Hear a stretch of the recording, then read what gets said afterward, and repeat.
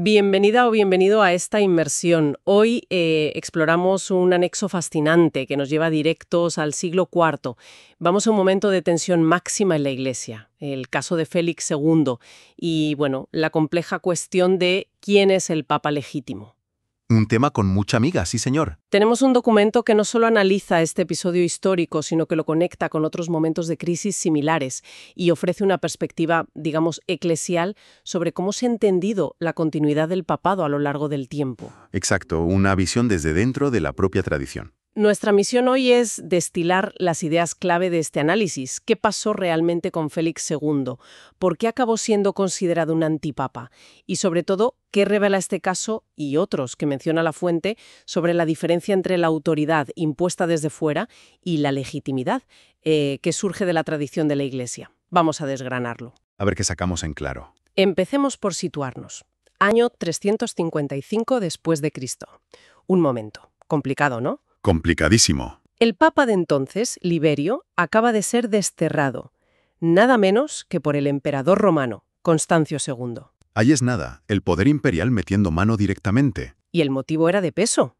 Liberio se negaba a condenar a San Atanasio, una figura clave en la defensa de la doctrina trinitaria, frente al arrianismo. Aquella corriente que, cuestionaba la plena divinidad de Cristo. Eso es.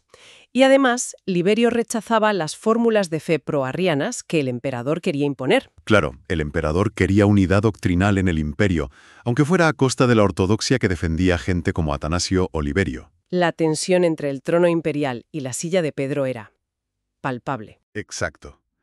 Y ese exilio forzado de Liberio crea un vacío de poder en Roma, un vacío que el emperador Constancio II decide llenar él mismo. Promueve la elección de Félix, que pasará a la historia como Félix II, para ser el nuevo obispo de Roma. O sea, una figura instalada con un clarísimo respaldo político imperial. Totalmente. Apoyo total del emperador.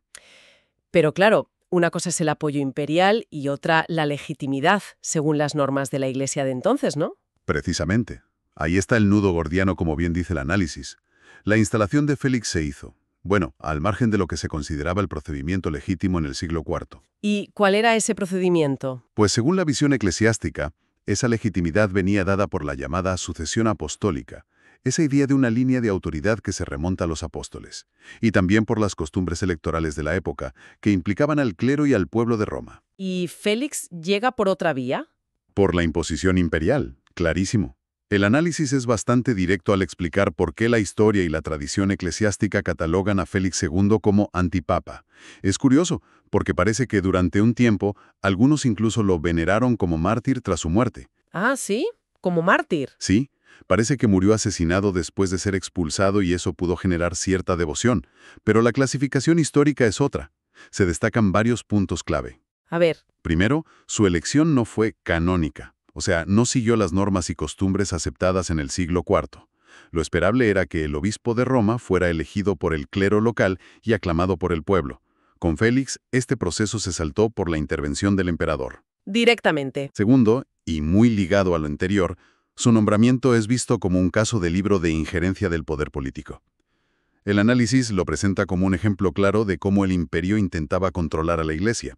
Ya no solo influir, sino nombrar directamente a sus líderes. Entiendo.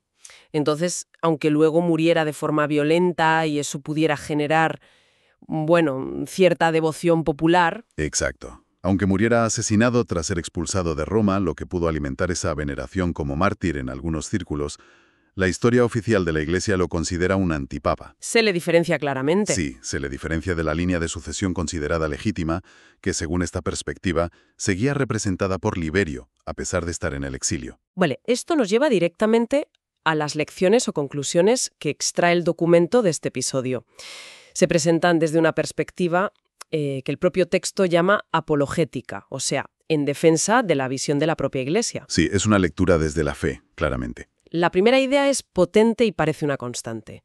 La legitimidad del Papa, para la Iglesia, no depende del poder político de turno. Efectivamente. La imposición de Félix por Constancio II sirve, en esta lectura, para ilustrar un riesgo histórico, la confusión entre la autoridad civil y la autoridad espiritual. Se argumenta que la Iglesia tiene sus propios mecanismos internos para discernir quién es el sucesor válido de Pedro. Y distingue esa figura de alguien impuesto. Exacto.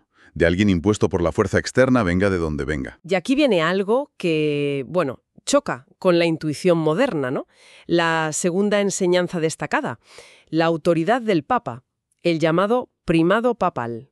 Esa idea de su autoridad suprema en la Iglesia. Pues no es una cuestión de éxito inmediato o popularidad. Liberio estaba exiliado. Su figura pública debía parecer débil, derrotada. Pero según esta visión, él seguía siendo el Papa legítimo. Correcto. Este punto se subraya con fuerza en el análisis. Se argumenta que la historia, leída desde esta clave de fe, muestra que la autenticidad del papado no reside en la conveniencia política. Ni en el favor del poder terrenal. Ni siquiera en estar físicamente en Roma. Reside, según esta visión, en la fidelidad a la tradición apostólica y a la fe transmitida. Y Liberio, con su resistencia en el exilio. Representaría esa fidelidad frente a la imposición política que encarnaba Félix. Y eso conecta con la tercera idea clave. La Iglesia puede atravesar cismas, divisiones internas muy serias, pero la sucesión apostólica, esa cadena de liderazgo que la fe católica remonta hasta Pedro, permanece. A pesar de las crisis. El caso de Félix II, aunque temprano, no fue único. Parece que anticipó otros conflictos con figuras consideradas antipapas.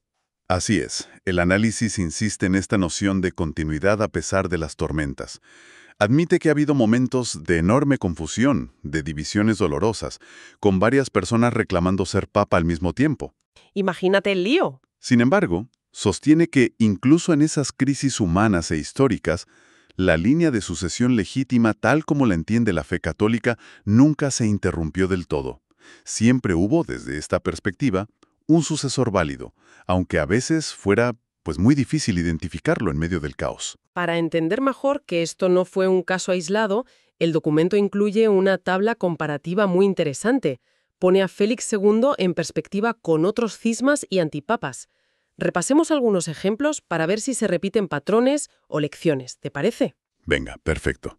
Nos da contexto. El primero que se menciona es Hipólito de Roma, a principios del siglo III, 217-235, considerado el primer antipapa. El primero, sí. Su conflicto, según se nos dice, fue más bien por diferencias doctrinales y de disciplina pastoral con el papa legítimo, San Calixto I. Hipólito era más rigorista. Un choque de visiones sobre cómo aplicar la disciplina en la Iglesia. La lección aquí parece que el disenso teológico, aunque grave, no rompe necesariamente la sucesión. De hecho, se cuenta que Hipólito se reconcilió antes de morir. Sí, eso es importante. Hubo conflicto, pero terminó en reconciliación. Muestra que la disidencia no siempre significa ruptura definitiva de la comunión, según esta visión. Vale. Lo interesante al verlos en secuencia es cómo cambian los motivos y las respuestas. Si saltamos al año 498, tenemos a Laurencio y el cisma laurentino. Otro nombre. Aquí la pelea fue electoral. Murió el Papa Anastasio II y surgieron dos candidatos, Símaco y Laurencio, elegidos por facciones rivales del clero y el pueblo. Una lucha de poder interna, entonces. Sí, pero el análisis señala también una fuerte injerencia de la nobleza romana y del rey ostrogodo Teodorico, que estaba en Italia en ese momento. Ah, otra vez el poder externo metiéndose. Exacto. Teodorico intentó mediar, pero la situación era muy tensa. ¿Y qué consecuencia tuvo esto? ¿Se aprendió algo? Pues sí. La crisis llevó a reforzar las reglas electorales. Se reafirmó que la validación del Papa correspondía a la comunidad cristiana de Roma, clero y pueblo, no a poderes políticos externos. Intentando blindar la elección. Se buscaba proteger la elección de esas presiones. El Papa reconocido como legítimo finalmente fue Símaco, aunque Laurencio tuvo apoyos importantes durante un tiempo. Vemos un patrón de reacción.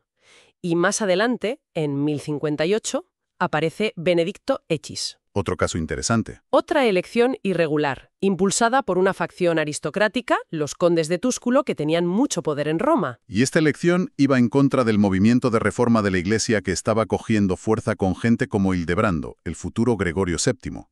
Querían mantener el control. ¿Y la consecuencia? Pues directa, según este análisis, otra reforma del proceso electoral papal. Se consolidó el papel clave del Colegio de Cardenales en el cónclave. Ajá, el cónclave como lo conocemos más o menos hoy. Bueno, sus inicios.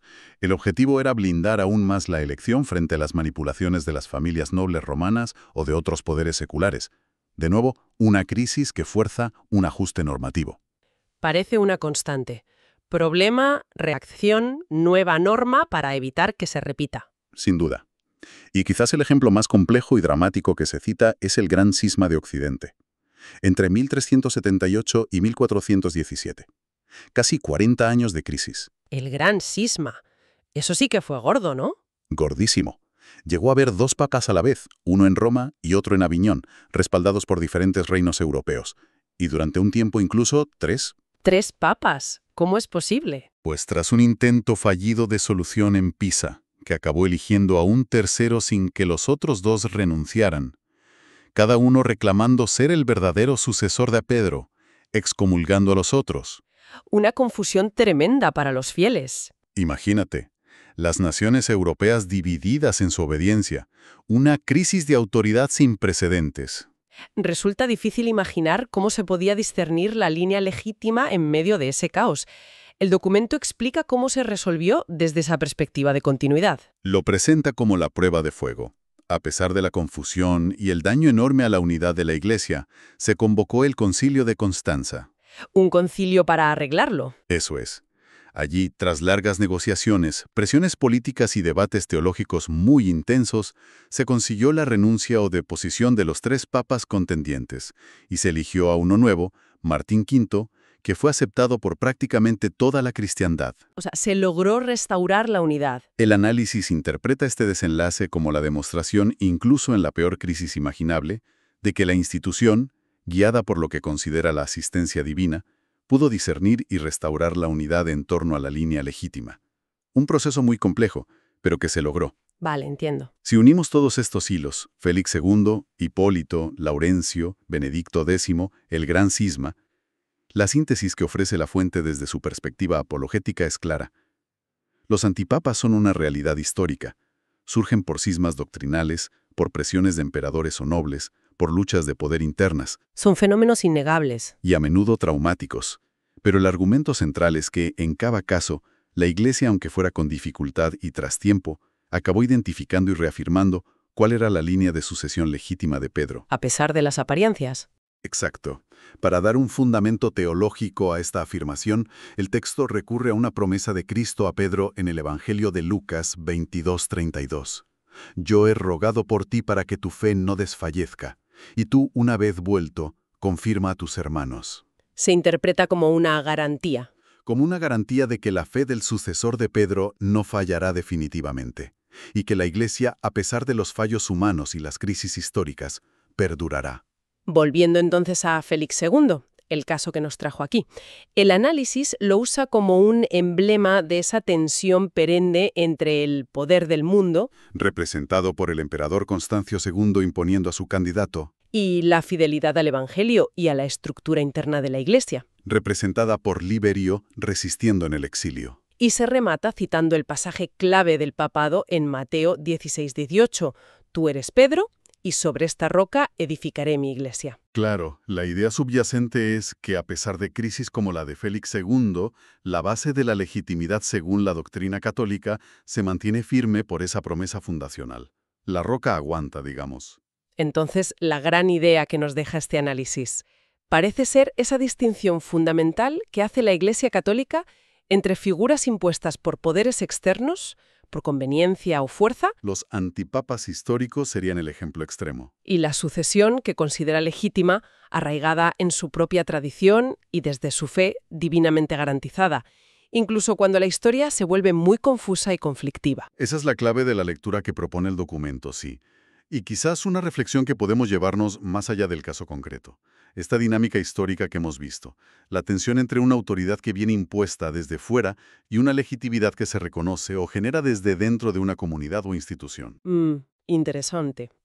¿No podría ofrecernos una lente interesante para mirar otras estructuras de liderazgo y autoridad en nuestro mundo actual? Por ejemplo, Pensemos en la política, en las empresas, en movimientos sociales. ¿Cómo se construye y se reconoce la legitimidad hoy en día? ¿Cuánto pesa el poder fáctico y cuánto el reconocimiento interno o popular? es verdad, da para seguir pensando. Sin duda.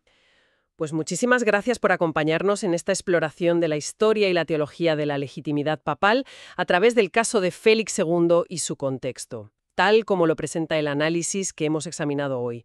Ha sido intenso. Un placer como siempre. Temas complejos, pero fascinantes.